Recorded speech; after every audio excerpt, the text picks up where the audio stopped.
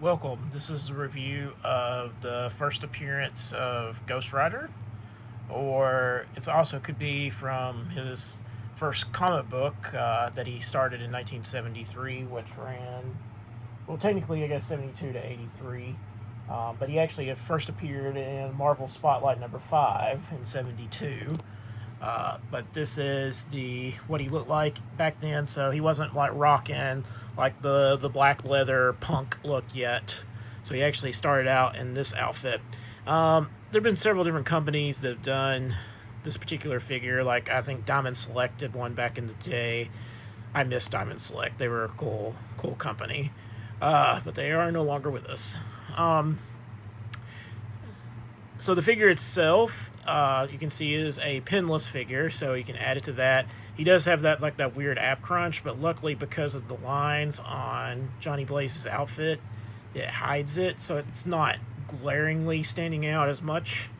Uh, he can kind of tilt his head back a little bit. You can actually open the mouth some, but it's not really on a hinge. Uh, he can turn his head left and right. He can kind of look down a little bit. That's the only head. That's the main head he comes with. He also comes with one that's engulfed completely in flames, which is pretty cool. I don't know if this is like comic accurate though, if this actually really ever happened. I haven't read, obviously, the issues from like the 70s to the 80s because he wasn't like one of like the mainline people I read. I just always thought he was really cool looking. So he does come with a fully engulfed head flame. So there is that. He's got fist already on the figure that comes with him. They gave him this chain, which is just the same chain we've had with the other Ghost Rider figures. So I don't know if that's actually accurate to the first appearance, if he actually even used the chain when it first started. This is a deluxe figure, so he also comes with the bike. But we'll just go over his accessories first. Besides the chain and the flame, fully engulfed skull, it comes with the hands to hold either the chain or hold onto the bike itself. And same way with this hand. Now, the mystery piece was this flame right here. And it took me a while because, these things don't come with instructions anymore or anything like for assembly. So I had a hard time figuring out where this piece actually hooks onto. So we'll bring the bike in. This piece actually comes off. And you can actually put that flame piece on here. And you can see that like the other flame pieces come off this bike pretty easily too. But this bike is not accurate to his first appearance. Like this front part here is like longer in the front and kind of goes up more like this. In fact, it was actually blue on the Marvel Spotlight cover. Even on the cover of his first issue, it's still not red. So somewhere along the way, maybe it is red, but it was blue, just like his uniform, like almost the exact same shade of blue. But yeah, so these flames come off on both sides.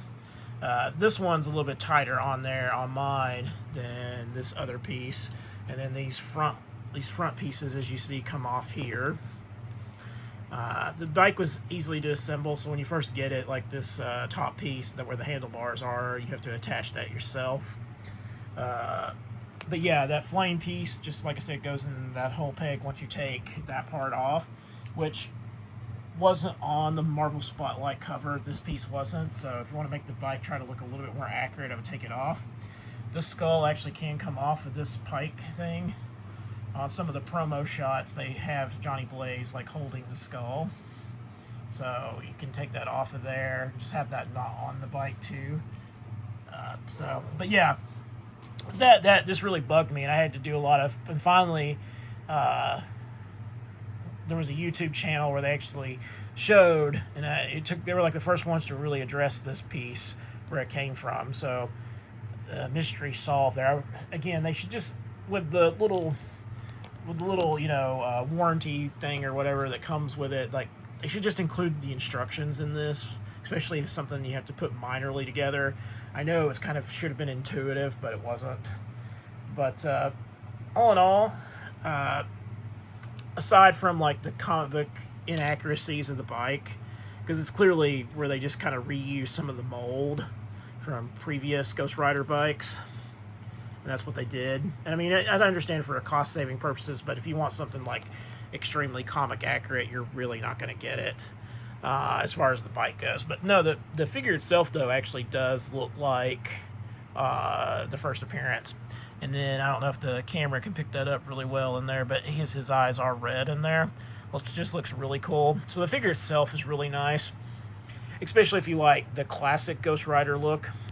Now, just remember, though, that he was actually the second Ghost Rider. The first one was the Western one, which I've reviewed here on the channel. So, shameless plug, go back and look at that review if you've never seen what the original Phantom Rider Ghost Rider looks like from the 1967 run, which was more of a Western.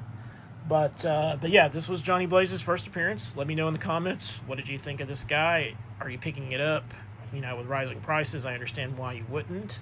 Are you huge? I imagine if you're a huge Ghost Rider fan, you're probably going to get this guy for completionist reasons. But let me know in the comments, what do you think? Remember to like, share, subscribe if you haven't already. And thank you to all my current subscribers.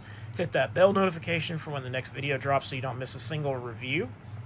And as always, thank you for watching.